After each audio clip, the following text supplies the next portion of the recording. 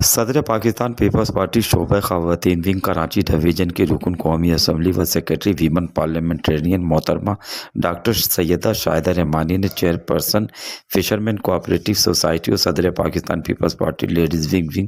ضلع ملیر محترمہ فاطمہ مجید سے ان کے دفتر میں ملاقات کی۔ ملاقات کے دوران چیئرپرسن فاطمہ مجید نے فشرمین کوآپریٹو سوسائٹی کا چارج سنبھالنے کے بعد ادارے کو درپیش چیلنجز اور اب تک کیے گئے اصلاحی اقدامات پر تفصیلی بریفنگ دی۔ انہوں نے بتایا ابتدا میں ادارے کی مالی حالت اس قدر کمزور تھی کہ ملازمین کے تنخواہوں کی ادائیگی بھی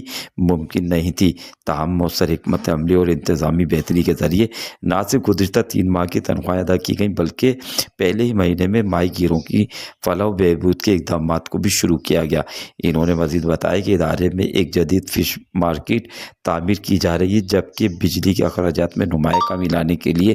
سولر سسٹم بھی نصب کیا جا چکا ہے، جس سے ماہانہ لاکھوں روپے کی بچت ہو رہی ہے۔ اس کے علاوہ بھی ادارے کی بہتری اور ماہی گیروں کی سہولت کے لیے متعدد منصوبوں پر کام جاری ہے۔ ڈاکٹر سیدہ شاہدہ رحمانی نے فاطمہ مجید کی کارکردگی کو سراہتے ہوئے کہا کہ فشرمین کوآپریٹو سوسائٹی کی چیئرپرسن کا منصب ایک انتہائی اہم ذمہ داری ہے اور قلیل مدت میں آپ نے اپنی محنت اور لگن سے chairman Pakistan peoples party Bilawal Bhutto Zardari صاحب کے اعتماد کو درست ثابت کیا۔